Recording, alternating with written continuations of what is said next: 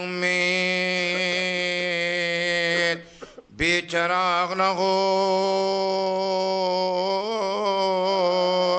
جوان بیٹے کا دل کو پدر کے داغ ہزار بار لٹے پر خزائے باغ نہ ہو پسر کے غم پسر کے غم سے فلک بلا کا شے کرے بلا پٹوٹا ہے مسافری میں برابر گلا چھوٹا ہے مسافری میں برابر گلا چھوٹا ہے وہ لال جس کو نہ پہنچے کوئی درے شہوار وہ عید عصر شباعت میں احمد مختار ہمیشہ مثل علی روزہ داشر بیدار شجاع متقی و خوش مزاج غیرتدار یہ سب کمال میرے زیر خاک ایک دن میں تمام ہو گئے 18 داغے سن میں تمام ہو گیا 18 داغے سن میں تمام ہو گئے 18 داغے سن میں بطول کہتی تھی فریاد یا علی فریاد میری بہو بھی برباد یا علی بجائے رہے میں بیداد یا علی فریاد خدا کے واسطے زداد یا علی فریاد خدا کے واسطے زداد یا علی فریاد دعائی یوسف علیہ ابا کو مارا ہے جوان کو مارا نے کب خدا کو مارا ہے جوان کو مارا نے کب خدا کو مارا ہے لکھا غیبہ بتا کی جو ہی صدائی حسین امام کے چہرے پر مردنی چھائی وہ آقی کے ذریعے رسول دھرائی روانہ ہو گئے عشق کے ساتھ بینائی روانہ ہو گئے عشق کے ساتھ بینائی سوار دوش پیمبر کی آس ٹوٹ گئی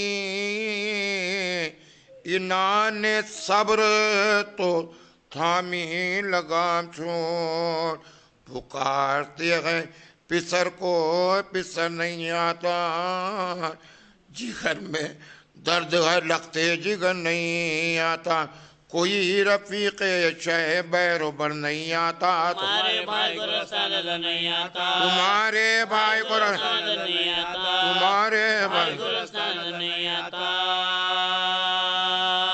پسر کے غم میں قزادہ میرا غلاق ہوا بسا بسا گرن تڑ برس کا خاک ہوا بسا بسا گگن پر برس کا خاک ہوا یا تو فضا یہ کرتی تھی درد کی تقریر آ اٹھا کر ادھر چلے شبیر اندھیرا سامنے آنکھوں کے اور دل تغیر ہر ایک بار یہ نعرہ کیا جناب امیر ہر ایک بار یہ نعرہ کیا جناب امیر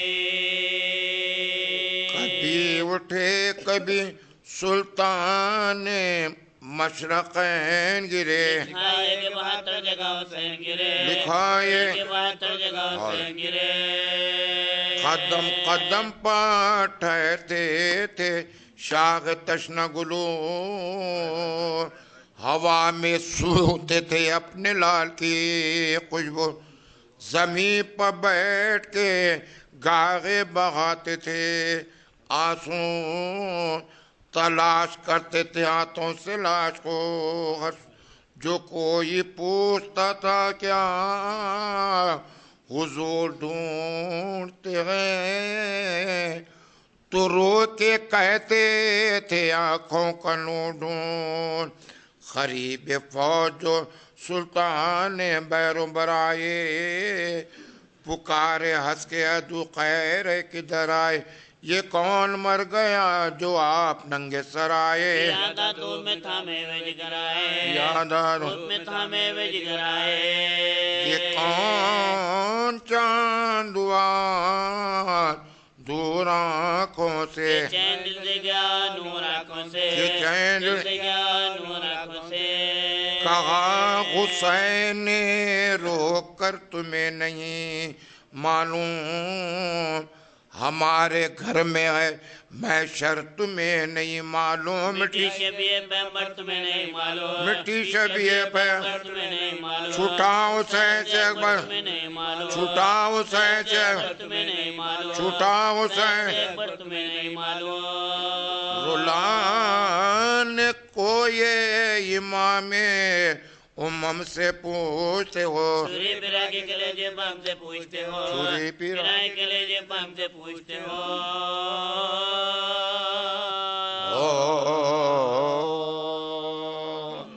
شکریہ رحم اللہ من قرأ الفاتحہ بسم اللہ الرحمن الرحیم الحمد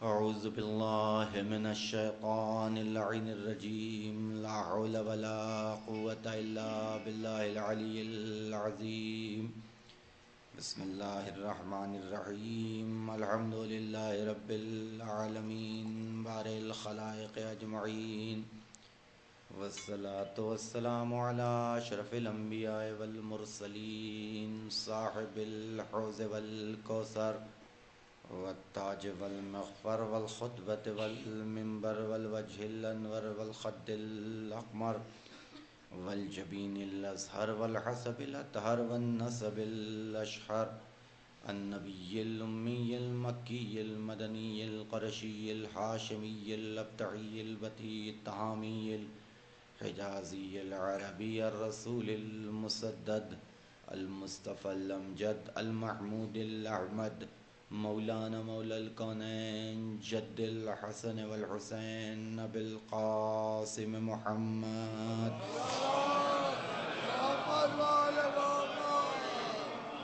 وآله الطيبين الطاهرين المعصومين الداعين إلى سبيل الله بالحكمة وبالموعظة الحسنة قادة الأمم أولياء النعم معدن الرحمة سيما بقية الله العظم مولانا حجة ابن الحسن العسكري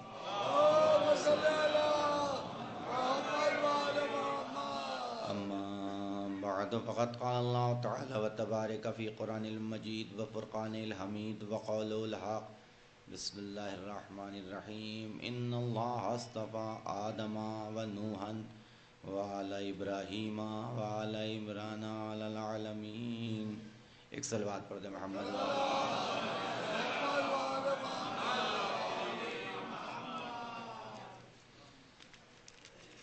ایک مجلس عزائے سید الشہداء حضرت امام حسین اسلام 7 8 9 رشید علی خان نواب میر وحید علی خان نواب میر خورشید علی خان نواب میر علی محمد خان مجید شاہجہاں بیگم شمس الزگیہ حیدری بیگم حفیظ النزا بیگم مولانا حسن صاحب قبلہ اور جملہ مومنین و مومنات کی روح کو ہدیہ فرما دیں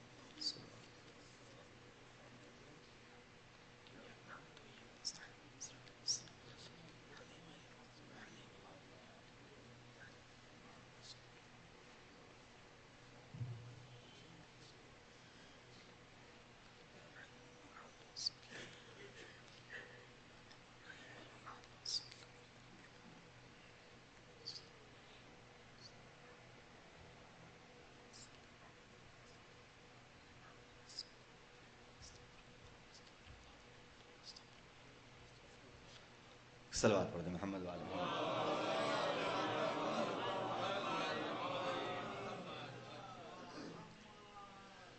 قرآن مجید کی اس آیہ کریمہ کے ذیل میں گفتگو مختلف مرحلوں سے ہوتے ہوئے یہاں تک پہنچی ہے کہ تذکرہ ہو رہا ہے ایک ایسے طیب و طاہر اور پاک و پاکیزہ خاندان کا کہ جسے آل عمران کے نام سے یاد کیا جاتا ہے،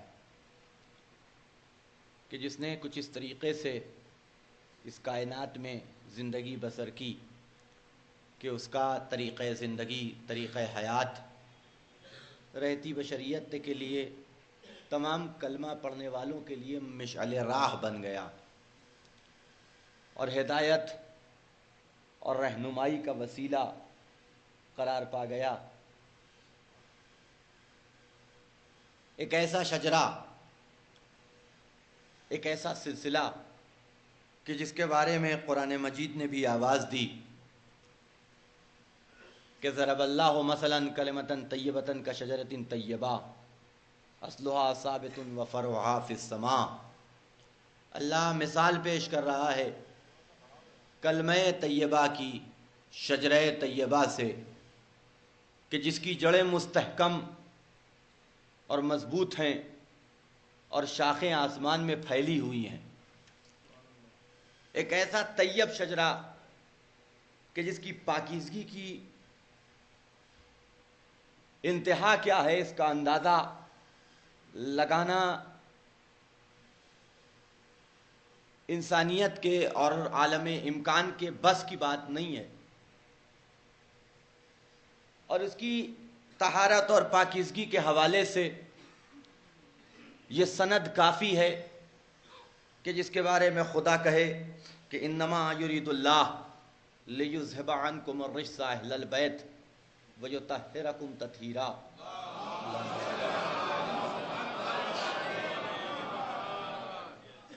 اب اس سے بڑی پاکیزگی کی دلیل کیا ہو سکتی ہے؟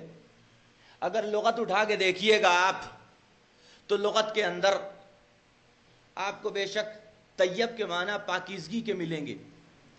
طیب یعنی پاکیزہ، طیب یعنی صاف ستھرا، طیب یعنی طیب و طاہر، پاک و پاکیزہ، پاکیزگی کے معنی۔ لیکن صرف پاکیزہ ہی طیب کے معنی صرف پاکیزگی ہی نہیں ہے، بلکہ طیب کا ایک اور معنی ہے۔ طیب کے معنی ہوتے ہیں خوشبودار۔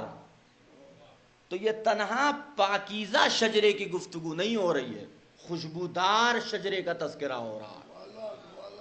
ایک ایسا شجرہ کہ جو صرف طیب و طاہر اور پاک و پاکیزہ نہیں ہے بلکہ خوشبودار بھی ہے۔ توجہ رکھیے گا، خوشبودار شجرہ۔ اور آپ غور فرمائیے گا کہ اگر آپ احکام اسلامی کا جائزہ لیں گے اور شریعت اسلامی کو، تو اس میں جہاں آپ کو نماز، روزے اور حج و زکوٰۃ اور ان تمام چیزوں کے احکامات نظر آئیں گے، وہیں آپ کو خوشبو کے حوالے سے بھی بڑا تذکرہ ملے گا۔ باقاعدہ کتاب ترتیب ہوئی ہے خوشبو کے حوالے سے کہ اسلام میں خوشبو کی اہمیت کیا ہے اور خوشبو کے حوالے سے اسلام کے احکام کیا ہیں اور حکم کیا ہے۔ بڑی اہمیت ہے خوشبو کے حوالے سے، یہاں تک کہ مستحب قرار دیا گیا ہے۔ اگر آپ شریعت اسلامی دیکھیے گا تو کچھ جگہیں ایسی ہیں کہ جو بہت کم ہیں کہ جہاں خوشبو لگانا منع کیا گیا ہے، لیکن بیشتر مقامات پہ خوشبو لگانے کا حکم دیا گیا ہے۔ وہ جگہ کہ جہاں منع ہے ان میں سے ایک ہے حالت احرام، کہ حالت احرام میں خوشبو لگانا منع ہے، لیکن اس کے علاوہ بیشتر مقامات پہ حکم ہے کہ خوشبو لگاؤ۔ ان میں سے اہم ترین جگہ کا نام ہے مصلی۔ جب اللہ کی عبادت کے لیے کھڑے ہو تو خوشبو لگا کے کھڑے ہو۔ توجہ رکھیے گا، اور اسی لیے آپ نے بزرگوں کو دیکھا ہوگا کہ وہ اپنے مصلی میں ایک عدد عطر کی شیشی ضرور رکھتے تھے۔ وہ عطر کی شیشی رکھنے کا مقصد مصلی کو مہکانا اور خوشبودار بنانا نہیں تھا، بلکہ جب مصلی عبادت پہ کھڑے ہوتے تھے تو تھوڑا سا عطر اپنے بدن پہ لگا لیا کرتے تھے، چونکہ مستحب ہے۔ یہ اہمیت ہے خوشبو کے حوالے سے، توجہ رکھیے گا کہ حکم ہے۔ اس کے علاوہ ائمہ معصومین پہ کے روضے پہ جانے کے جو آداب ہیں، اگر آپ اسے پڑھیے گا تو وہاں پہ بھی حکم ہے کہ غسل کرنے کے بعد، اچھا لباس پہننے کے بعد، صاف ستھرا لباس پہننے کے بعد خوشبو لگا کے جاؤ۔ بس غم کے حالات میں خوشبو کو منع کیا گیا ہے، ورنہ خوشبو لگانا بہرحال ایک مستحب چیز کا نام ہے اور بڑی اہمیت ہے اس کی۔ اور اگر آپ غور کیجئے گا اس کے آج کے دنیاوی اور ظاہری فوائد، تو آپ مثال کے طور پہ آپ کہیں صحرا سے گزر رہے ہو، صحیح صحرا سے گزر رہے ہو، اندھیری رات ہو، کہیں سے بو آ رہی ہو، آپ نہیں ٹھہریں گے. کہیں سے بو آ رہی ہو، صحرا ہو، اندھیرا ہو، کچھ نظر نہ آ رہا ہو، آپ گزر رہے ہیں، کہیں سے بو آ رہی ہو، آپ نہیں ٹھہریں گے. لیکن اگر کہیں سے ایسے صحرا میں خوشبو آ گئی تو آپ کے چلتے ہوئے قدم ٹھہر جائیں گے کہ یہ خوشبو کہاں سے آ رہی ہے. توجہ رکھیے گا، اس کا مطلب یہ ہے کہ خوشبو کے اندر انسانی پیروں کو جکڑنے کی صلاحیت پائی جاتی ہے. بلکہ دوسرا جملہ کہہ دوں کہ خوشبو کے اندر ہدایت کرنے کی صلاحیت پائی جاتی ہے. ایک صلوات پڑھ دیں محمد و آل محمد. یہ اہمیت ہے خوشبو کے حوالے سے کہ خوشبو کی یہ اہمیت ہے. آپ غور کیجئے، دیکھیے کہ کون سے جانور، اللہ نے مختلف جانور پیدا کیے ہیں، حیوانات پیدا کیے ہیں کہ نہیں پیدا کیے، تو کون سے جانور ایسے ہیں کہ جو خوشبو میں رہنا پسند کرتے ہیں. یہ شجرہ وہ ہے کہ جو طیب و طاہر و خوشبودار شجرہ ہے.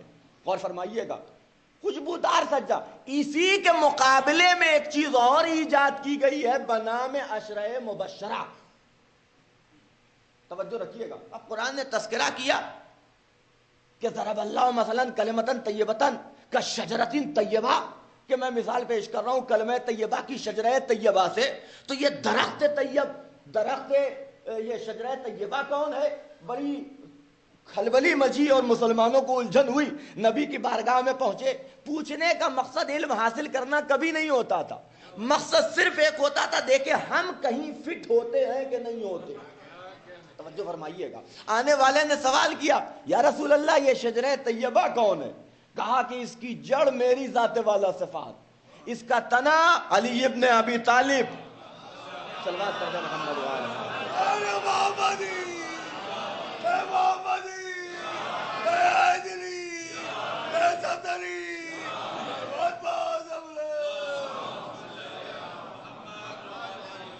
اس کی جڑ میری ذات والا صفات، اس کا تنا علی ابن ابی طالب، اس کی شاخیں ہمارے ائمہ اور اس کے پتے ہمارے چاہنے والے شیعہ. یہ ایک ایسا درخت ہے کہ جس کے اوپر عمل کے پھل آتے ہیں.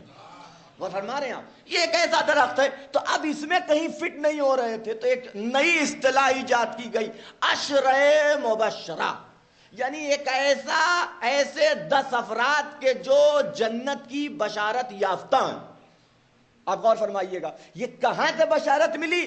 تو اب کارخانہ ایجاد تھا، وہ بھی ایک دو نہیں، کئی عدد کارخانے ایجاد تھے حدیثوں کے گڑھنے کے، کہ جس کے اندر ہر روز نت نئی حدیثیں ڈھالی جاتی تھی اور مارکیٹ میں لائی جاتی تھی. انہی میں سے ایک یہ حدیث ہے کہ 10 آدمیوں کو اللہ نے اپنے اصحاب میں، نبی نے جنت کی بشارت اسی دنیا میں دے دی تھی. اسی بنیاد پہ وہ مبشرہ قرار پائے، یعنی بشارت یافتہ، جنت کے بشارت یافتہ اسی دنیا میں. نبی نے یہی اسی دنیا میں دے دیا کہ اب تمہیں سند اور سرٹیفکیٹ مل چکا ہے جنت کا، تم ہر حال میں جنتی ہو، چاہے سفید کرو چاہے سیاہ، اپنا کھاؤ یا کسی دوسرے کا، کسی کا باغ حرف کر جاؤ بحث نہیں ہے، کسی کی جگہ پہ قبضہ کر کے بیٹھ جاؤ بحث نہیں ہے، جنت تمہارے باپ کی جاگیر ہو گئی. لیکن عزیزان گرامی، تو نہ صحیح کہ اس طرح کی نبی کی طرف جھوٹ منسوب کیا جا رہا ہے. ہماری اور آپ کی طرف جب جھوٹ منسوب کیا جائے تو آج نہیں کل قدرت اس جھوٹ کو آشکار ضرور کرتی ہے. آپ غور فرمائیے گا، چہ جائے کہ وہ جھوٹ، وہ کذب کہ جس کی نسبت نبی کی طرف دی جا رہی ہو، قدرت کیسے خاموش ہو جائے. عشرہ مبشرہ یعنی 10 بشارت یافتہ نبی کے صحابی، یعنی جنہیں جنت کا سرٹیفکیٹ، جنہیں جنت کی سند مل چکی تھی، انہی میں سے نبی کے بعد امام حسن نے انہیں غلام زادہ کہہ دیا. باپ کو پتا چلا، کہا جاؤ جا کے لکھوا لو، یہ جنت کا پروانہ ہے تمہارے لیے. اگر انہوں نے تمہیں اپنی غلامی میں قبول کر لیا، میں سوال کروں گا جب نانا جنت کی بشارت دے چکے تو نواسے سے لکھوانے کی ضرورت کیا ہے؟ ایک صلوات پڑھتے محمد و آل محمد.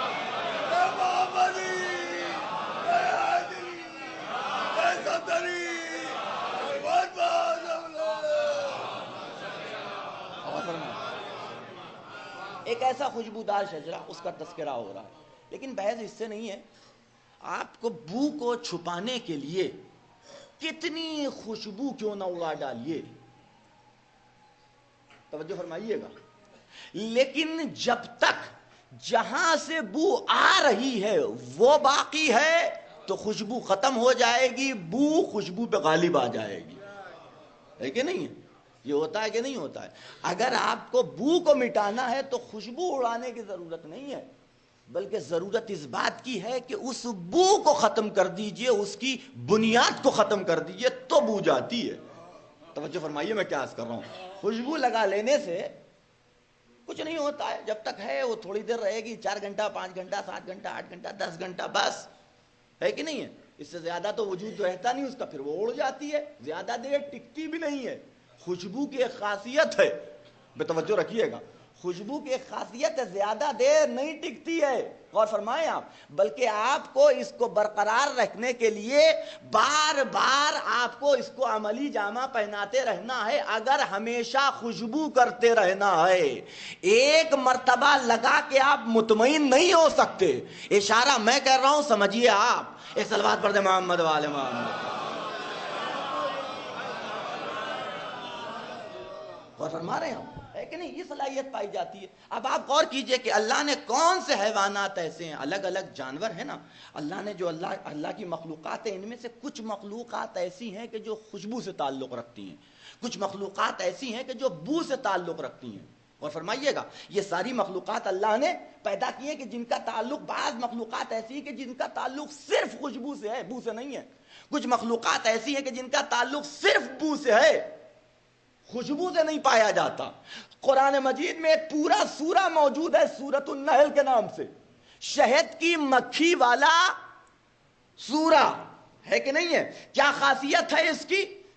کیا خاصیت ہے اس کی کہ یہ مختلف پھلوں کے اوپر، مختلف پھولوں کے اوپر، مختلف خوشبودار درختوں کے اوپر بیٹھ کر کے ان کے رس کو، ان کے جوس کو، خوشبودار جوس کو، فائدہ مند جوس کو حاصل کرتی ہے. توجہ رکھیے گا. اور پھر اندر پیٹ کے اندر کچھ اس کا جو مشینری ہے وہ کام کرتی ہے، اور یہ رس اس کے شکم میں جانے کے بعد اس عظمت کا، اس مرتبے کا حامل ہو جاتا ہے کہ خدا کہتا ہے فیہ شفاء للناس، کہ اس کے اندر لوگوں کے لیے شفا ہے. توجہ رکھیے گا، یہ ایک اصول ہے، اور اسی اصول کے تحت یہ شہد کی مکھیاں کام کرتی ہیں. لیکن یہ بھی یاد رکھیے گا کہ آپ ان کے نظام کو دیکھیے، آپ ان کے طریقہ کار کو دیکھیے، آپ ان کے اصول کو دیکھیے، آپ ان کے ڈسپلن کو دیکھیے کہ ان کا ایک امیر النحل بھی ہوتا ہے. یہ بغیر امام کے نہیں ہوا کرتی، یہ بغیر قائد کے نہیں ہوا کرتی، یہ بغیر رہنما کے نہیں ہوا کرتی، بلکہ ان کا ایک امام ہوتا ہے کہ جسے امیر النحل کہا جاتا ہے. اس کی بہت بڑی ذمہ داری ہوتی ہے. چھتا بنا ہوا ہے، یہ دروازے پہ کھڑا رہتا ہے. ہر مکھی جو پھلوں کا اور پھولوں کا اور خوشبودار درختوں کا رس حاصل کر کے پہنچتی ہے تو یہ ایک ایک کے منہ کو سونگ کے دیکھتی ہے کہ یہ کسی خوشبودار پھول پہ بیٹھ کے آ رہی ہے یا کہیں سے کسی درخت کی تلخی لے کے آ رہی ہے.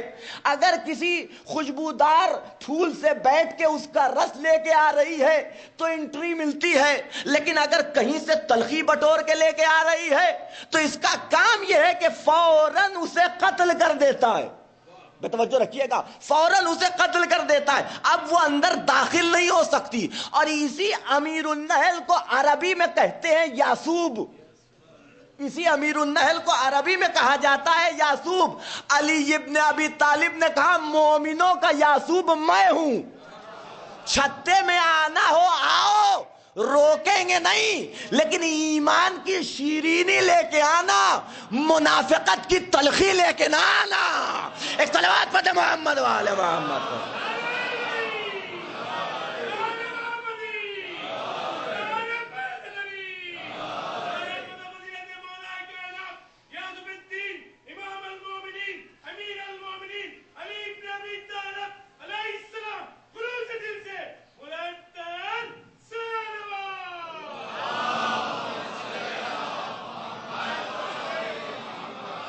توجہ رکھیے گا، یہ ہے کام خوشبو کا، یہ ایک اہم ترین عنوان ہے۔ اور آپ غور فرمائیے گا کہ جو لوگ اپنے خانوادے کی شناخت رکھتے ہیں اور پہچان رکھتے ہیں اور اس کا جو طریقہ کار ہے اسے برقرار رکھتے ہیں، وہ ایک دوسرے کی خوشبو بھی پہچانتے ہیں۔ توجہ رکھیے، میں کیا عرض کر رہا ہوں، پوری ذمہ داری سے عرض کر رہا ہوں۔ جناب ابراہیم سارہ کے ساتھ کہیں اور رہتے ہیں، اسماعیل اپنی زوجہ کے ساتھ کہیں اور رہتے ہیں۔ توجہ رکھیے گا، ملاقات کے لیے عرصے پہ ملاقات ہوتی ہے۔ سفر کر کے ابراہیم پہنچے، کس سے ملنے کے لیے؟ اسماعیل سے۔ گھر پہ پہنچے، دق الباب کیا، اسماعیل گھر پہ نہیں تھے، زوجہ موجود تھی۔ پوچھا اسماعیل کہاں گئے؟ کہا وہ تو گھر پہ نہیں ہے، وہ تو شکار کرنے کے لیے گئے۔ کہا اچھا وہ آ جائیں تو ان سے بتا دینا کوئی آیا تھا، بتا دینا کہ کوئی آیا تھا۔ یہ کہہ کے واپس چلے گئے۔ اسماعیل شکار سے واپس پہنچے، گھر کھول کے داخل ہوئے، دروازہ کھول کے گھر کے اندر داخل ہوئے، پہنچے فوراً مخاطب ہوئے زوجہ کی طرف، یہ بتاؤ کوئی آیا تھا؟ کوئی آیا تھا مجھے پوچھتے ہوئے؟ کہا ہاں، لیکن یہ بتائیے آپ کو کیسے پتا چلا؟ کہا میں اپنے باپ کی خوشبو محسوس کر رہا ہوں، میں اپنے باپ کی خوشبو محسوس کر رہا ہوں۔ اسے کہتے ہیں خوشبودار شجرہ۔ کل اسماعیل کو اپنے باپ کی عدم موجودگی میں بھی ان کی خوشبو محسوس ہو گئی۔ فاطمہ کے گھر میں نواسوں کو نانا کی خوشبو محسوس ہو رہی ہے۔ انی اشم عندک رائحۃ طیبہ، انی اشم عندک رائحۃ طیبہ کأن رائحۃ جدی۔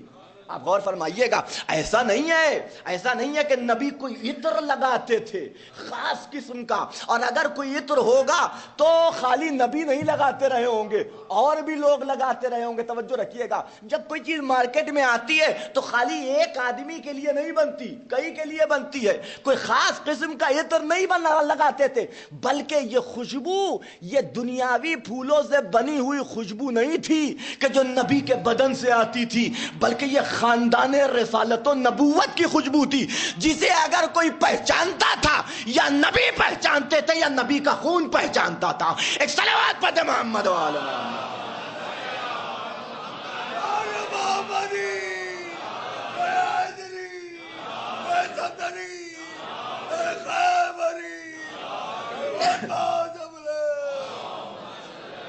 اور فرمایا انی اشم عندک رائحۃ، اے مادر گرامی میں آپ کے پاس سے خوشبو محسوس کر رہا ہوں، کأن رائحۃ جدی، یہ خوشبو تو میرے نانا کی خوشبو لگتی ہے۔ توجہ رکھیے گا، یہ ہے خوشبودار شجرہ۔ اور یہ یاد رکھیے گا، چلیے امام حسن اسی دور میں ہے جس دور میں نبی ہیں، آغوش میں پلے پڑھے ہیں۔ توجہ رکھیے گا، ہے کہ نہیں ہے؟ کبھی زانو پہ بیٹھے، کبھی دوش پہ بیٹھے، تو کبھی ناقابل نبی ان کے لیے انہی کی آغوش میں رہے ہیں، انہی کی آغوش میں پلے ہیں۔ یہ کہا جا سکتا ہے کہ اگر یہ نبی کی خوشبو نہ پہچانے تو کون پہچانے گا؟ لیکن آج آئیے 100 برس کا فاصلہ، 90 برس کا فاصلہ طے کرتے ہوئے اپنے 8ویں امام علی رضا کی بارگاہ تک اتنا لمبا چوڑا فاصلہ زمانی ہے۔ ہمیں اپنے آبا و اجداد کی صورت یاد نہیں ہے، کردار دور کی بات ہے، بس صرف اور صرف کچھ قصے کہانیوں کی شکل میں باتیں ہم تک پہنچ گئی ہیں، اس کے علاوہ کچھ نہیں جانتے۔ لیکن امام رضا کا زمانہ ہے، سن 92 سے لے کے 102 ہجری تک کا زمانہ، مامون کا دربار ہے۔ آنے والا آتا ہے، کہتا ہے میرے پاس ایک بڑی قیمتی شے ہے، میں اسے بیچنا چاہتا ہوں اور اس کی مجھے بڑی بھاری قیمت چاہیے۔ کہا تیرے پاس کیا ہے کہ جو تو بیچنا چاہتا ہے؟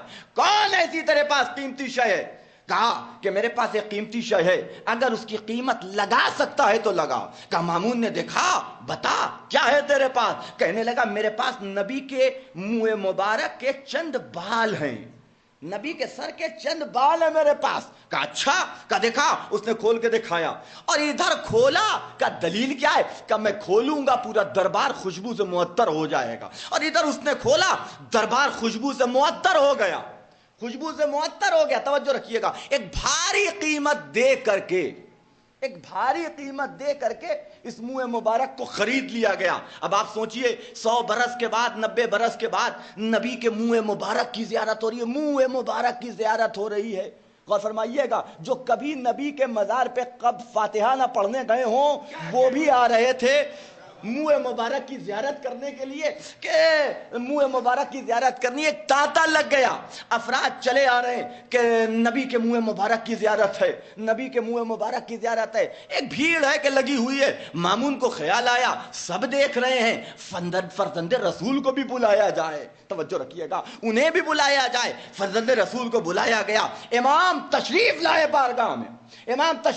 بارگاہ میں, امام کے سامنے بال رکھے گئے کہ یہ دیکھیے, یہ آپ کے جد کے سر کے بال ہیں کہ جسے میں نے بڑی بھاری قیمت دے کر کے خریدا ہے. امام نے مسکرا کے کہا, انگلیوں کا اشارہ کیا, ایک انگشت شہادت آگے بڑھی, کچھ بال کو الگ کر دیا, کچھ بال کو الگ کیا, کہا یہ میرے نانا کے ہیں, یہ نقلی ہیں, یہ میرے نانا کے ہیں, یہ نقلی ہے, یہ اصلی نہیں ہے. توجہ رکھیے گا کہ ابن رسول اللہ, آپ نے کیسے پہچانا؟ دونوں کا رنگ کالا ہے, دونوں ایک جیسے ہیں. توجہ رکھیے گا, اس زمانے میں ڈی این اے چیک کا بھی زمانہ نہیں تھا کہ پتہ لگایا جا سکتا ہو. یہ آپ نے کیسے پہچان لیا کہ یہ اصلی ہے اور یہ نقلی ہے؟ کہ ان سے مجھے اپنے نانا کی خوشبو آ رہی ہے. غور فرمائیے گا کتنی بار, یعنی اتنا عرصہ بیتنے کے باوجود بھی خاندان رسالت کی خوشبو فراموش نہیں کی امام نے. یاد رکھیے گا, یہ الگ کر لیا کہ یہ میرے نانا کے ہیں, یہ نقلی ہیں. کہا ٹھیک ہے, آپ کے خاندان والے تھے تو آپ کو تو پتا چل گیا کہ آپ تو پہچانتے تھے کہ رسول کی خوشبو کیسی تھی, لہذا آپ نے پتا کر لیا, ہمیں کیسے پتا چلے کہ یہ اصلی ہیں اور یہ نقلی ہیں؟ کہ آگ روشن کر. آگ روشن کی گئی. کہا کہ وہ کہ جو نبی کے بال ہیں اس میں ڈالا گیا, آگ نے نہیں جلایا. کہا اب یہ دوسرے والے ڈال. جیسے ہی ڈالے گئے وہ سب کے سب جل گئے. توجہ رکھیے گا, جو اصلی تھے وہ نہیں جلے. امام نے بتا دیا کہ دیکھو, جب نبی کے بال کی یہ عظمت ہے تو نبی کی آل کی کیا عظمت ہوگی. ایک صلوات پڑھتے محمد وآل محمد.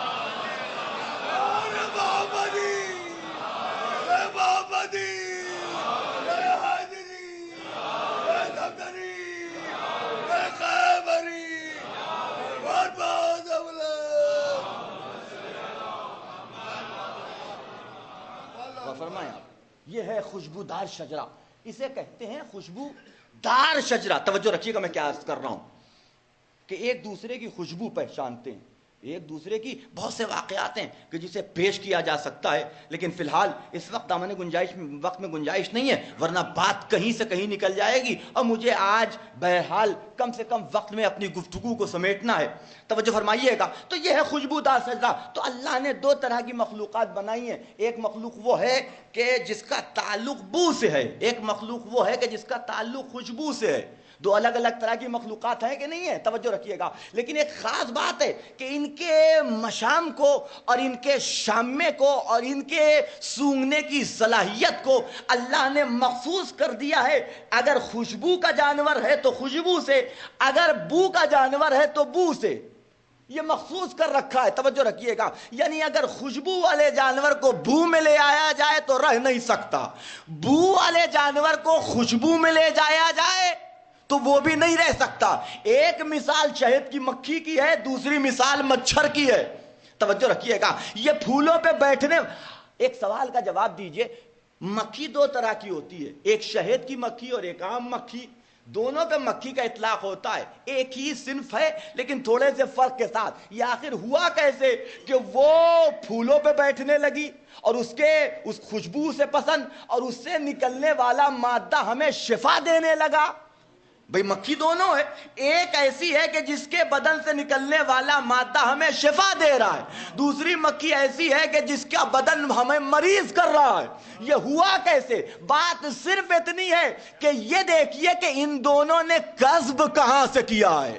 نہیں توجہ نہیں فرمایا آپ نے, ان دونوں نے حاصل کہاں سے کیا ہے. توجہ رکھیے گا, اگر خوشبو سے حاصل کرو گے تو خوشبو ملے گی, بو کے پاس جاؤ گے تو مہکتے رہو گے. ایک صلوات پڑھتے محمد وآل محمد.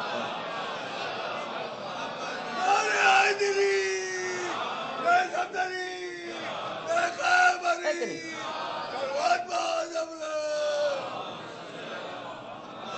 یہ دو طرح کے جانور ہمارے سامنے ہیں، ایک شہد کی مکھی اور ایک مچھر ہے۔ شہد کی مکھی کا تعلق خوشبو سے ہے، اسے بو میں لے روک دیے یہاں کے اوپر۔ عرب میں خوشبو نہیں ہوتی تھی، عرب میں خوشبو نہیں ہوتی تھی۔ اچھا ہوتی کہاں سب سے زیادہ تھی؟ تو سب سے زیادہ خوشبودار پھول، رنگ برنگے پھولوں کی بات نہیں کر رہا ہوں، خوشبودار پھول اگر کہیں ہوتے تو ہندوستان میں ہوتے تھے۔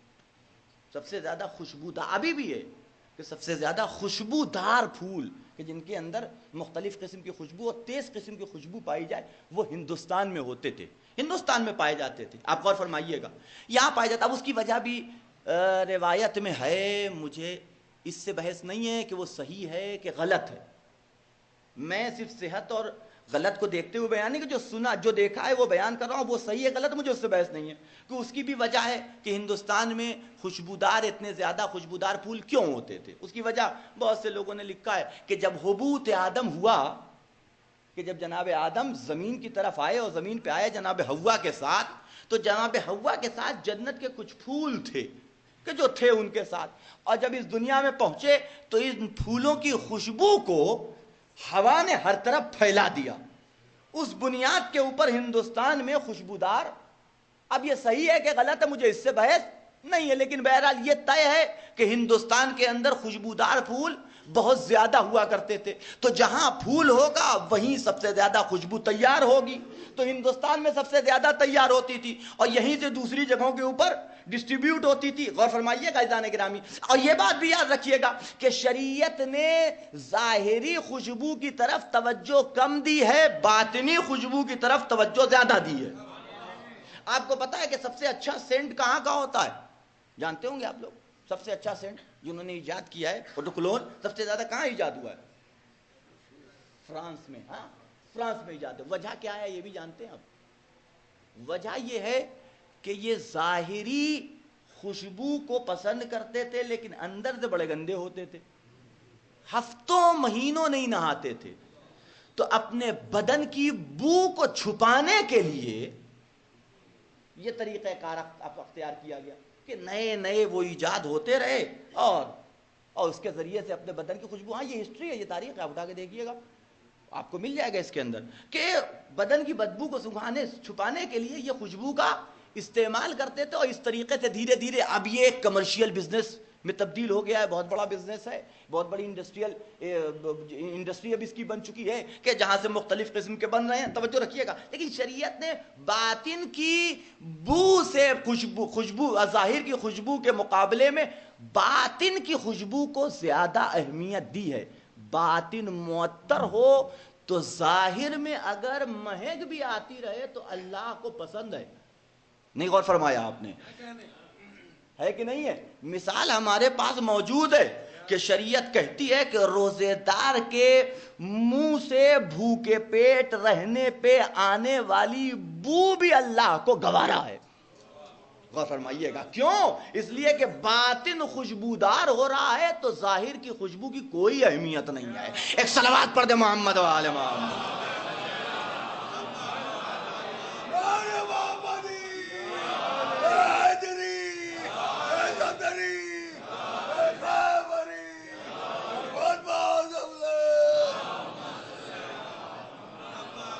اور فرمائیں تو خوشبو بہرحال ہندوستان میں ہوتی تھی اور یہیں تیار ہوتی تھی۔ توجہ رکھیے گا، یہیں تیار ہوتی تھی خوشبو، اور پھر اس کے بعد دوسرے ملکوں میں۔ عرب میں خوشبو نہیں ہوتی تھی، تو جب عرب میں خوشبو نہیں ہوتی تھی تو لائی جاتی ہوگی باہر سے، لائی جاتی تھی تو لانے والا کون تھا؟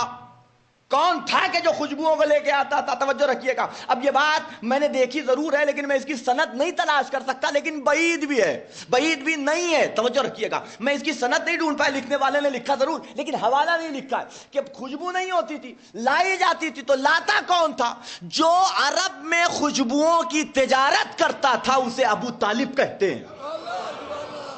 اب غور فرمائیے گا، یہ جناب ابو طالب تھے کہ جو عرب کے اندر خوشبوؤں کو وارد کرتے تھے. اللہ نے دو طرح کے جانور بنائے ہیں، ایک خوشبو والا اور ایک بو والا. خوشبو والے کو بو پسند نہیں، بو والے کو خوشبو پسند نہیں. خوشبو والے کو بو میں لے آئیے تو رہ نہیں سکتا، بو والے کو خوشبو میں لے جائیے تو رہ نہیں سکتا. یہی وجہ ہے کہ ہر ایک کو تذکرہ ابو طالب اچھا نہیں لگتا.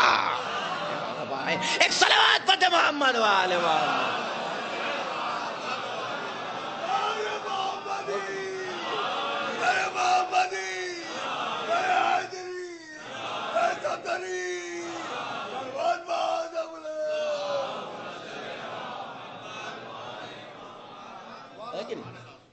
فرمائیں آپ. تو یہ خوشبو کے حوالے سے حکم ہے کہ یہ عظمت ہے اس حوالے سے کہ وہ وارد کرتے تھے. میں آ گیا اس حوالے سے. تو یہ ہے وہ خوشبودار شجرہ، یہ ہے وہ خوشبودار شجرہ کہ جس نے نہ صرف کہ اپنے باطن کو خوشبودار بنایا ہے بلکہ ظاہری طور پہ بھی خوشبو کا انتظام کیا ہے کہ نہ ہمارا باطن بو کرے سے بو آئے نہ ہمارے ظاہر سے بو آئے. غور فرمائیے گا، دونوں میں سے کہیں سے بو نہیں آنی چاہیے. تمہارا باطن بھی طیب و طاہر و پاک و پاکیزہ ہونا چاہیے، تمہارا ظاہر بھی طیب و طاہر و پاک و پاکیزہ ہونا چاہیے. غور فرمائیے گا، اسی لیے نظافت کو ایمان کا جز قرار دیا گیا ہے. النظافت من الایمان، کہ نظافت جو ہے، صفائی ستھرائی جو ہے وہ ایمان کا جز ہے. توجہ رکھیے گا، نہ ظاہر میلہ نظر آئے گا نہ باطن میلہ نظر آئے گا، دونوں صاف ستھرا. نیا ہونا شرط نہیں ہے، صاف ستھرا ہونا شرط ہے. توجہ رکھیے گا، میں آگے اپنی منزل کے اوپر. تو یہ ہے وہ خوشبودار شجرہ کہ جس نے انبیاء ما سبق کی جو تعلیمات تھی دور اسلام تک اسے حفظ کیا ہے، اسے حفظ کیا. ابھی مصطفیٰ چھوٹے ہیں، دادا نے پرورش کی ہے، جناب عبد المطلب نے پرورش کی ہے. اس دنیا سے جانے لگے جناب عبد المطلب تو انتظام کیا. 10 بیٹے تھے ان کے، بلایا سب کو کہ دیکھو میں اس دنیا سے جا رہا ہوں، میں چاہتا ہوں کہ تم میں سے کوئی ایک میرے بیٹے میرے پوتے محمد کی کفالت کی ذمہ داری اٹھا لے، ان کا کفیل بن جائے. سارے بیٹوں کو جمع کیا، تم میں سے کون ہے کہ جو میرے پوتے کی کفالت کی ذمہ داری اٹھائے گا؟ ایک بیٹا آگے بڑھتا ہے، کہتا ہے بابا جان میں ان کی کفالت کی ذمہ داری اٹھاؤں گا. کہا تم اٹھا سکتے ہو لیکن تمہاری اولادیں بہت ہیں، اور جس کے پاس خود اپنی اولادیں بہت ہیں وہ میرے پوتے کو محبت نہیں دے سکتا. دوسرا بیٹا آگے بڑھا کہ میں اس کی کفالت کی ذمہ داری اٹھاؤں گا. کہا تم بھی اٹھا سکتے ہو لیکن تم بد زبان ہو، اور میرا پوتا کسی بد زبان کے ہاں پرورش نہیں پا سکتا. تیسرا آگے بڑھا کہ میں کفالت کی ذمہ داری اٹھاؤں گا. کہا تم بھی اٹھا سکتے ہو لیکن تم کنجوس ہو، اور کوئی بخیل میرے پوتے کی پرورش کرنے والا بن جائے. آپ غور فرمائیے گا، عبد المطلب کے بیٹے کنجوس، عبد المطلب کے بیٹے بخیل، عبد المطلب کے بیٹے بزبان، یہ ہو کیسے گیا؟ سردار مکہ، سخی ترین انسان کی جن کی سخاوت میں قصیدے کہے گئے ہیں، قصیدے کہے گئے ہیں، شعراء نے قصیدے اور نظمیں لکھی ہیں ان کی سخاوت پہ، ان کی شیرین زبانی پہ، ان کے رحم و کرم پہ قصیدے لکھے. ان کی اولادیں اور کنجوس اور بخیل اور بس زبان کیسے نکل گئی؟ اسے سمجھنا ہے تو سورہ یوسف دیکھ لیجئے. کئی بیٹے ہیں جناب یعقوب کے، لیکن ایک بیٹے سے سب کو حسد، سب کو حسد، ایک بیٹے سے سب کو حسد ہے. تو یہ حسد کہاں سے آیا بیٹوں میں؟ یعقوب تو نبی ہے نا، کیا یہ حسد یعقوب سے آیا ہے؟ دیکھیے غور فرمائیے گا. دیکھیے ایک عنوان ہوتا ہے کہ حسد ہے بڑی بری چیز کا نام، بلکہ میں پھر سے ایک بار اور کہوں آپ کی خدمت میں کہ حسد نہ برا ہے نہ اچھا ہے. کچھ میرا طریقہ ہی کچھ ایسی بات کرنے کا ہے، گفتگو کرنے کا ہے. حسد نہ اچھا ہے نہ برا ہے. حسد کسی سے پوچھئے علماء نے کتابیں بھی لکھی ہیں حسد کے حوالے سے کہ حسد کتنی بڑے مرض کو، کتنے برے مرض کا نام ہے، کہ اگر یہ مرض آپ کو لگ گیا تو کینسر سے زیادہ خطرناک ہے کہ نہیں ہے؟ تو لیکن میں آپ کی خدمت میں عرض کروں، نہ برا ہے نہ اچھا ہے، اس لیے کہ یہی حسد ہے کہ جو صلاحیت دونوں رکھتا ہے، اچھا بننے کی بھی صلاحیت رکھتا ہے اور برا بننے کی بھی صلاحیت رکھتا ہے۔ بحث یہ ہے کہ آپ کا اس کو دیکھنے کا نظریہ کیا ہے، آپ کا اس کو دیکھنے کا طریقہ کیا ہے، آپ کس طریقے سے اور کس نظر سے اس کے اوپر، اس لیے کہ اور یہ بات یاد رکھیے گا، حسد کوئی ایسی چیز کا نام نہیں ہے کہ جو انسان کی فطرت میں نہ ہو، نہیں، یہ اللہ نے انسان کی فطرت میں رکھا ہے حسد۔ یہی حسد ہوتا ہے کہ جو ترقی کا سبب ہے، نے غور نہیں فرمایا؟ اسی حسد کی بنیاد پہ دنیا آج ترقی کر رہی ہے، اور اسی حسد کو انگریزی میں آپ کہتے ہیں کمپٹیشن۔ غور فرمائیے میں کیا عرض کر رہا ہوں، بھئی یہی حسد ہی تو ہے، اور کیا ہے؟ بس وہی ہے کہ دیکھنے کا آپ کا ویو کیا ہے، آپ کا نظریہ کیا ہے، کس عنوان سے دیکھتے ہیں۔ دو طریقے ہیں دیکھنے کے، سامنے والا ترقی کر رہا ہے، ہمارا بھائی ہے، ہمارا بیٹا ہے، ہمارا پڑوسی ہے، ہمارا محلے والا ہے، ہماری قوم کا بحث نہیں ہے۔ حسد کسی سے بھی ہو سکتا ہے اور بلا وجہ بھی ہو سکتا ہے، اس کے لیے کوئی سبب وبب کی ضرورت نہیں ہوتی، کچھ کرے، مارے، ٹھوکے، پیٹے، نہ کچھ قبضہ وبضہ کرے، نہیں، اسے کوئی ضرورت نہیں، کسی وجہ پہ، اور کسی کو بھی ہو سکتا ہے اور کسی وجہ سے بھی ہو سکتا ہے، اور نہیں بلکہ کہوں بلا وجہ بھی ہو سکتا ہے، بلا وجہ بھی ہو سکتا ہے، ہو گیا بس۔ بہت سے لوگ ہوتے ہیں کہ جن کو اپنی تعریف کے علاوہ کسی کی تعریف پسند نہیں ہوتی، آپ اگر کسی کی برائی ان سے کروانا چاہتے ہیں، انہی کے سامنے بیٹھ کر کے کسی دوسرے کی تعریف شروع کر دیئے، 1 2 3 4 5ویں تک آتے آتے تو پیمانہ لفظ ہو جائے گا۔ اب انہوں نے اس میں برائی دیکھی ہو چاہے نہ دیکھی ہو، اس کی برائیاں شروع کر دیں گے۔ کیوں؟ اس لیے کہ اس کی تعریف ہو رہی ہے، ان کی تعریف نہیں ہو رہی ہے۔ آپ آزما لیے، یہ پریکٹیکل ہے، میں آپ کو خالی نظریہ نہیں سنا رہا ہوں، یہ تھیوری نہیں سنا رہا ہوں، یہ سب پریکٹیکل ہے۔ ایک صلوات پڑھ دیں محمد وآل محمد۔ اور فرمایا ایک آدمی ترقی کر رہا ہے، ایک آدمی ترقی کر رہا ہے، دو طریقے سے یہاں پہ آپ اپنا نظریہ دے سکتے ہیں۔ ایک نظریہ یہ ہے کہ آپ ترقی کر رہا ہے تو آپ کے ذہن میں یہ بات آئے کہ کیوں ترقی کر رہا ہے، کیا سبب ہے کہ ترقی کیا کر رہا ہے، کیا علت ہے اور کیا ریزن ہے کہ یہ آگے بڑھ رہا ہے، ہمیں بھی وہی طریقہ اختیار کرنا چاہیے کہ آگے بڑھ جائیں۔ یہ ایک طریقہ ہو گیا۔ دوسرا طریقہ یہ کہ سامنے والا ترقی کر رہا ہے تو ہم آگے نہیں بڑھنا چاہتے بلکہ کوشش کرتے ہیں اسے کھینچ کے اپنے تک لے آئیں۔ بغور فرمائیے گا، تو یہ پہلا نظریہ اچھا ہو گیا، دوسرا نظریہ برا ہو گیا، ہے کہ نہیں ہے؟ قرآن مجید میں ایک آیت ہے نا، سورہ حسد کے حوالے سے ایک آیت ہے، وہ تو یاد ہوگی سبھی کو ماشاءاللہ سے، قل اعوذ برب بسم اللہ الرحمن الرحیم، قل اعوذ برب الفلق من شر ما خلق ومن شر غاسق اذا وقب ومن شر النفاثات فی العقد، ہے کہ نہیں ہے؟ یہ آیت جانتے ہیں آپ اس کا مطلب کیا ہے اس قرآن کی آیت کا؟ یہ یاد رکھیے کہ حسد کا پیدا ہو جانا عیب نہیں ہے، اظہار حسد عیب ہے۔ حسد کا پیدا ہو جانا یہ نیچرل طور پہ، فطری طور پہ آئے گا ضرور، لیکن اس کا اظہار نیگیٹو وے میں ہوتا ہے یا پازیٹیو وے میں ہوتا ہے، یہی عیب ہے اور یہی ہنر ہے۔ غور فرمائیے گا، اسی لیے جب تک اظہار نہ ہو، نہ یہ حسد آپ کی دنیا کو خراب کرے گا نہ آخرت کو خراب کرے گا، لیکن ادھر اظہار ہو گیا، اور یہی بات اس آیت میں بیان کی جا رہی ہے۔ اسی آیت کے اندر یہی آیت بیان، قل اعوذ برب الفلق من شر ما خلق ومن شر غاسق اذا وقب ومن شر النفاثات فی العقد ومن شر حاسد، اور مجھے محفوظ رکھ ہر حاسد کے حسد سے، اذا حسدا، کہ جب وہ اپنے حسد کا اظہار کرنے لگے۔ ایک صلوات پڑھ دے محمد وآل محمد۔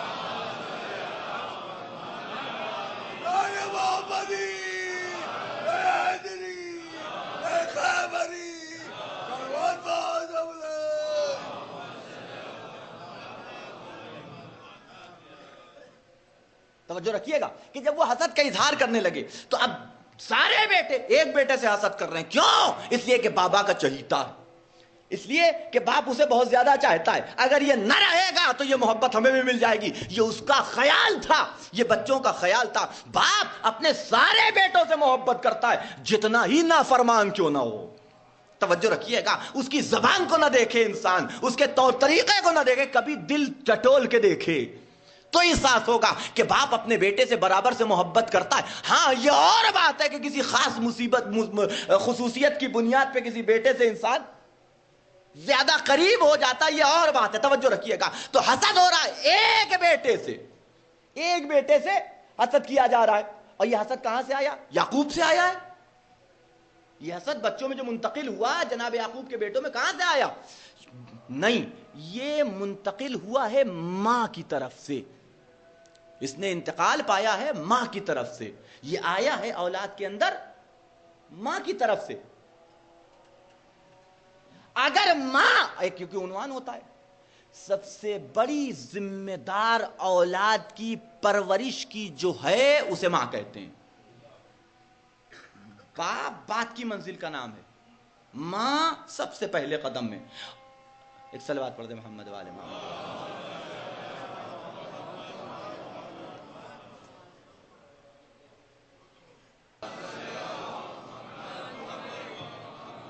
تو یہ بیٹوں میں منتقل ہونے والا حسد کہاں سے آیا ہے؟ باپ کی طرف سے؟ کہا نہیں، یہ ماں کی طرف سے آیا ہے. اور یہ کردار ہوتا ہے ماں کا کہ وہ اپنے بیٹے کو کس سانچے میں اور کس قالب میں ڈھالتی ہے.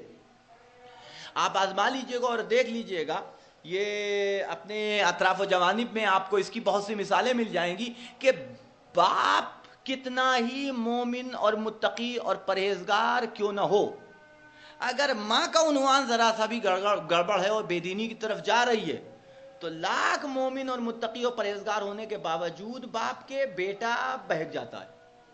لیکن اگر اس کا الٹا ہو جائے کہ باپ کبھی مجلسوں میں نہیں آتا، باپ کبھی عزاداری نہیں کرتا، باپ نے کبھی نماز نہیں پڑھی، باپ بالکل بے دینی کی طرف چلا گیا، لیکن ماں دیندار ہے، تو اولاد کے بھی دیندار نکلنے کے چانسز زیادہ ہو جاتے ہیں. توجہ رکھیے گا، یہ عنوان ہے ماں کی عظمت کا. اگر ماں اچھی ہو تو بیٹا باپ کچھ بھی ہو، بیٹا محمد ابن ابی بکر نکلتا ہے کہ جسے علی کہتے ہیں میرا بیٹا ہے. اور اگر ماں گڑبڑ ہے تو باپ نوح جیسا نبی کیوں نہ ہو، بیٹا کافر ہو جاتا ہے. اور شاید یہی وجہ ہے کہ اللہ نے اپنے نبی کی ہر بیوی کو صاحب اولاد نہیں کیا. ایک صلوات پڑھ دے محمد و آل محمد.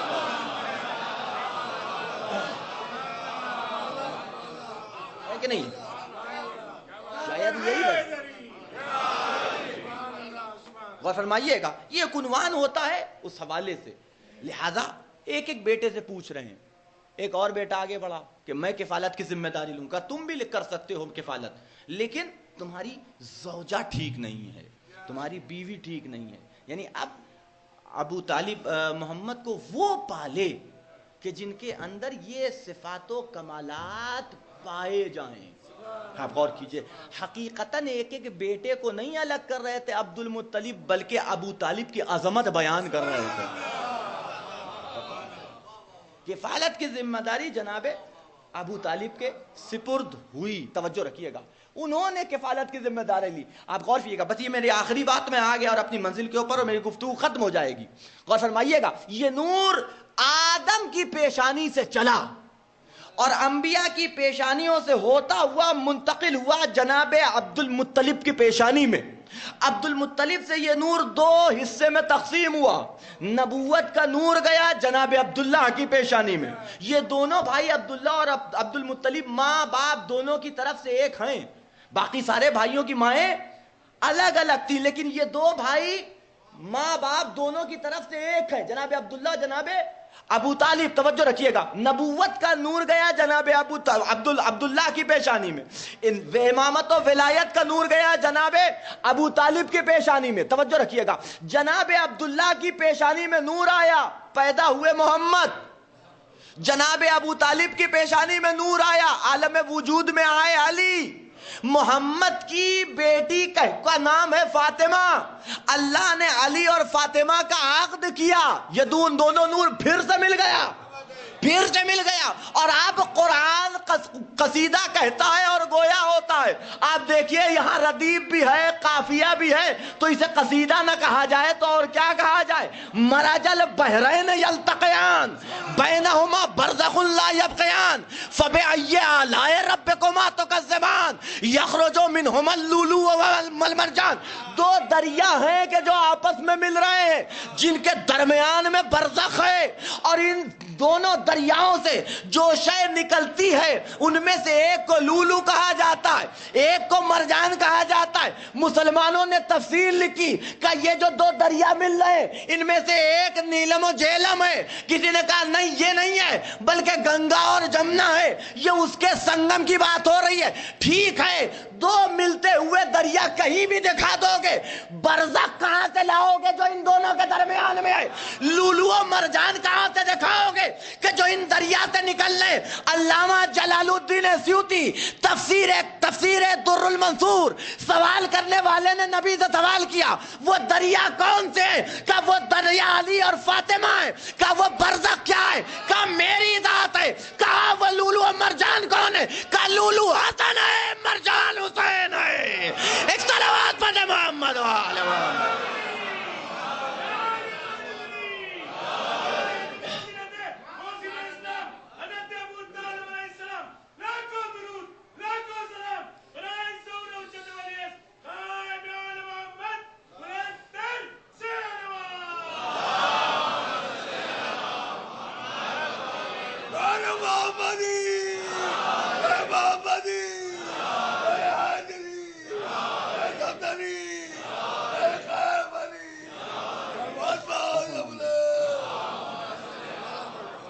یہ وہ شجرہ ہے کہ جس کا تذکرہ قرآن کر رہا کہ ضرب اللہ مثلا کلمۃ طیبۃ کشجرۃ طیبہ اصلها ثابت وفرعها فی السماء.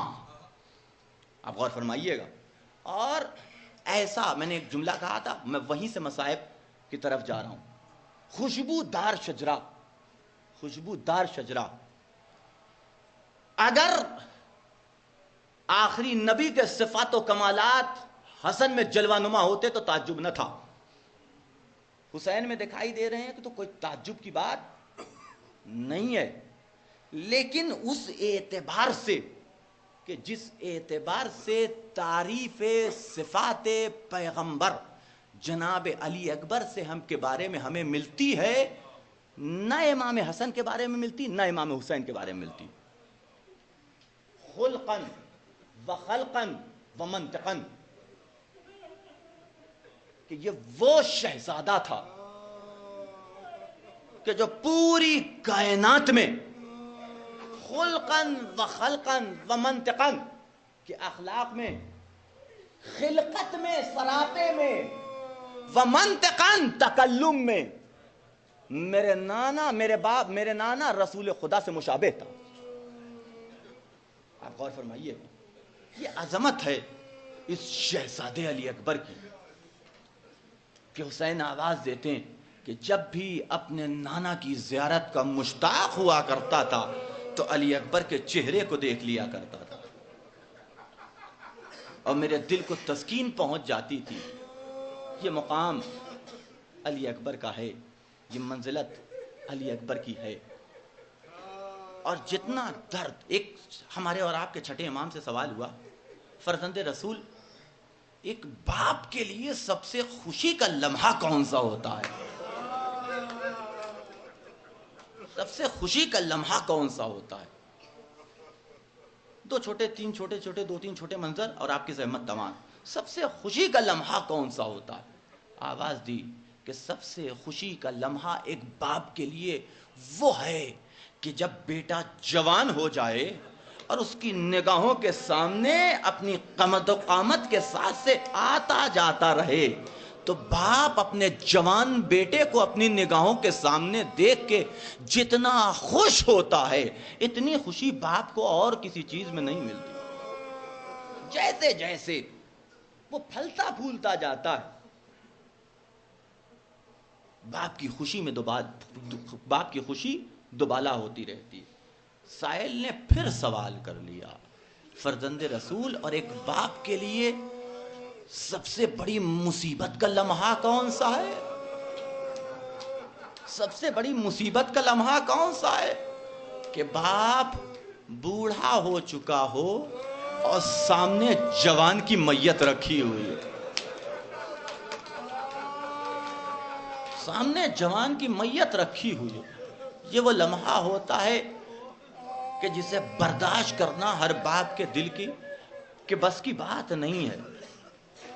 ہاں عزیزان گرامی، بس چھوٹی چھوٹی بات اور آپ کی زحمت تمام، بس آنکھوں سے آنسو نکل آئیں، یہی کافی ہے کہ ایک قطرہ آنسو بھی خلوص کے ساتھ، طہارت کے ساتھ اگر رومال فاطمہ زہرا میں جگہ پا گیا، ایک آنسو بھی، ایک آنسو کا قطرہ بھی، تو کل میدان محشر میں ہم خالی ہاتھ نہیں پہنچیں گے، بلکہ ہمارا توشہ پہلے پہنچ چکا ہوگا، ہم بعد میں پہنچیں گے۔ چھوٹے چھوٹے منظر، جوان بیٹا ہے، کربلا کا بن، ایک ایک صحابی جا رہا ہے جام شہادت نوش کر رہا ہے، بار بار علی اکبر آگے بڑھتے ہیں، آواز دیتے ہیں، بابا مجھے مرنے کی اجازت دیجیے، بابا اب آپ کی مصیبتیں مجھ سے دیکھی نہیں جاتی، اے میرے لال میں تمہیں مرنے کی اجازت دوں تو کیسے دوں، ارے تم تو میرے نانا کی شبیہ ہو، اے میرے لال جب بھی میں مشتاق زیارت ہوتا تھا تو تمہارے چہرے کو دیکھ لیا کرتا تھا، بار بار آگے بڑھ رہے ہیں، اجازت نہیں ملتی۔ ہاں ایک مرتبہ ایسا بھی وقت ایسا بھی آیا کہ شہزادے نے جب بہت اصرار کیا تو کہا ٹھیک ہے تم کو تمہاری پھوپھی نے پالا ہے، جاؤ اور جا کے اپنی پھوپھی سے اجازت لو۔ یہ علی اکبر کا اس سے بڑا امتحان ہے، باپ سے اجازت لینا پھر بھی آسان تھا، پھوپھی اور ماں کے سامنے جانے کے بعد ان سے اجازت طلب کرنا، وہ بھی قتل ہونے کی، شہید ہونے کی، ہاتھوں کو جوڑے ہوئے شہزادی کی خدمت میں پہنچے، اے شہزادی آج تک علی اکبر نے آپ سے کوئی سوال نہیں کیا، اے شہزادی آج علی اکبر آپ سے کچھ مانگنا چاہتا ہے۔ زینب سمجھ گئی ہوں گی کہ علی اکبر کیا سوال کرنا چاہتے ہیں، آنکھوں میں آنسو آ گئے ہوں گے، کہو میرے لال کیا کہنا چاہتے ہو؟ اے بھوپی اماں بابا کی مصیبتیں ہم سے دیکھی نہیں جاتی، اے بھوپی اماں اب ہمیں مرنے کی اجازت دیجئے۔ مجھے کسی روایت میں نہ ملا کہ زینب نے کس دل سے علی اکبر کو اجازت دی ہوگی، ہاں البتہ حمید ابن مسلم ایک واقعہ ضرور درج کرتا ہے کہ جب بھی کوئی کربلا میں گیا ہے بنی ہاشم، خاندان بنی ہاشم میں سے، تو پہلے آخری ملاقات کو خیمے میں آیا، لیکن جب علی اکبر آئے ہیں اور باہر نکلنا چاہتے ہیں تو انداز جدا گانا ہے کہ میں نے دیکھا کہ 9 مرتبہ یا 18 مرتبہ خیمے کا پردہ اٹھتا ہے، لیکن کوئی ہے کہ جو دامن پکڑ کے علی اکبر کو اندر کھینچ لیتا ہے۔ 18 مرتبہ خیمے کا پردہ اٹھا، علی اکبر باہر نکلنا چاہتے تھے، کوئی تھا کہ جو اندر کھینچ لیتا تھا۔ عزیزو تصور کرو یہ کون تھا کہ جو علی اکبر کو اندر کھینچ لے؟ اگر کوئی بڑا ہوتا شانے پہ ہاتھ رکھتا، دامن نہ پکڑتا، شاید یہ 4 سال کی بچی تکینہ، اے بھیا ارے کس کے تارے چھوڑے جا رہے ہیں؟ جزاکم ربکم خیر الجزا، خداوند عالم آپ کو کسی غم میں نہ رلائے سوائے غم سید الشہداء کے۔ ہاں عزیزو اجازت ملی اکبر کو، آئے میدان کربلا میں، لڑتے لڑتے ایک موقع وہ بھی آیا کہ زمین کی طرف چلے، آواز دی وعلیک السلام یا ابتا، اے بابا میرے لاشے پہ آنے کی ضرورت نہیں ہے، وہی بیٹھے رہو، وعلیک السلام وعلیک السلام یا بتا۔ کیوں کہا یہ جملہ علی اکبر نے؟ شاید مقصد یہ رہا ہو کہ اب تک کوئی بھی اس دنیا میں، اس دنیا سے گیا ہے، کوئی بھی شہید گھوڑے سے زمین پہ آیا ہے، مولا کو اس نے آواز دی ہے، مولا اس کے لاشے پہ پہنچے ہیں، لیکن کبھی عباس ساتھ ہوتے تھے، کبھی اون محمد ساتھ ہوتے تھے، کبھی علی اکبر ساتھ ہوتے تھے، لیکن اب علی اکبر گھوڑے سے زمین پہ آ رہے ہیں۔ کون ہوگا کہ جو میرے بابا کے ساتھ میرے بدن تک اور میرے جسم تک پہنچے گا؟ اے بابا بابا وہیں بیٹھے رہو، لیکن بوڑھا باپ ہے، دل مانے تو کیسے مانے۔ حسین نے اپنی کمر تھامی، کھڑے ہوئے آگے بڑھے، آواز دیتے جاتے ہیں میرے لال تمہاری عباس کے مرنے سے میری کمر ٹوٹ گئی، تمہارے مرنے سے آنکھوں کی بینائی جاتی رہی۔ اور عزیزان گرامی میں نے یہ روایت بھی دیکھی ہے کہ حسین چلتے تھے گر جاتے تھے، چلتے تھے گر جاتے تھے اور آواز دیتے جاتے تھے اے میرے لال علی اکبر آواز دیتے رہو تاکہ تمہارا باپ تمہارے آواز کے سہارے تم تک پہنچ سکے۔ بس آخری فقرہ حسین تمام، یہ قافلہ جب کربلا سے چلا ہے، کربلا سے چلا ہے، سر قلم کر لیے گئے تھے، نوک نیزہ پہ بلند کر دیے گئے، آگے آگے نوک نیزہ پہ سر، پیچھے پیچھے اہل حرم کا قافلہ اس طریقے سے شام کے بازار میں داخل ہوا۔ ایک موقع وہ بھی آیا کہ جب سید سجاد نے شمر سے کہا اے شمر، اے شمر، یہ جو نیزہ بردار ہیں کہ جن کے ہاتھوں پہ وہ نیزے ہیں کہ جن پہ شہداء کا سر ہے، ان سے کہہ دے کہ تھوڑا سا دور ہٹ جائیں تاکہ جو دیکھنے والے تماشا ہیں کرنے والے ہیں ان کی نگاہ ان سروں پہ رہے، ہمارے اہل حرم پہ نہ پڑے۔ لیکن شمر نے وہ ظلم کیا کہ نیزہ برداروں کو حکم دیا کہ ہر ایک نیزہ بردار ایک ایک ناقے کے ساتھ جا کے کھڑا ہو جائے۔ اب آپ تصور کیجئے کہ بیویوں کا عالم کیا ہوگا، ایک نیزے پہ علی اصغر کا سر، ایک نیزے پہ قاسم کا سر، ایک نیزے پہ اون محمد کا سر، ایک نیزے پہ حسین کا سر، ایک نیزے پہ شہزادے علی اکبر کا سر، مجمع بھرا ہوا تھا۔ ایک عیسائی عورت کی نگاہ علی اکبر کے سر پہ پڑی، آگے آئی، غور سے سر کو علی اکبر کے دیکھتی رہی، دیکھتے دیکھتے ایک مرتبہ دعا کرتی ہاتھوں کو بلند کر کے اے میرے معبود اس جوان کی ماں زندہ نہ ہو، اس جوان کی ماں زندہ نہ ہو۔ لیلا کے کانوں میں آواز پڑی اے بی بی تم اس کی ماں کو بد دعا کیوں دے رہی ہو؟ آوازی میں بد دعا نہیں دے رہی، جب ہم اس کی ماں نہیں ہے پھر بھی ہمیں یہ چاند کی طرح لگتا ہے، ارے اس کی ماں کی نگاہوں میں یہ بیٹا کیسا رہا ہوگا، کس نظروں سے اور کس دل سے وہ ماں دیکھے گی کہ اس کے چاند سے بیٹے کا سر نوک نیزہ پہ بلند ہے۔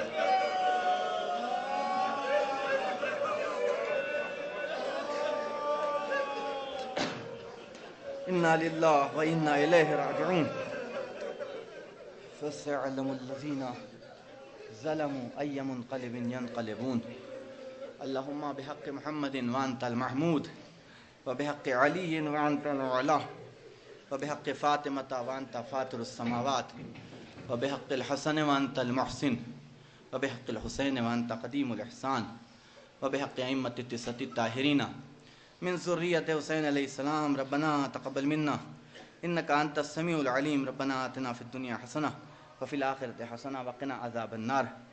حضرات ایک مرتبہ سورہ فاتحہ اور 3 مرتبہ سورہ اخلاص کی تلاوت فرما کر نواب میر محمد علی خان شمشیر جنگ، نواب میر حسین علی خان، نواب میر محمد سعید خان، نواب میر رشید علی خان، نواب میر وحید علی خان، نواب میر خورشید علی خان، نواب میر علی محمد خان مجید، شاہجہاں بیگم، شمس الزکیہ حیدری بیگم، حفیظ النگاہ نساء بیگم، مولانا سید احمد حسن صاحب قبلہ اور جملہ مومنین و مومنات و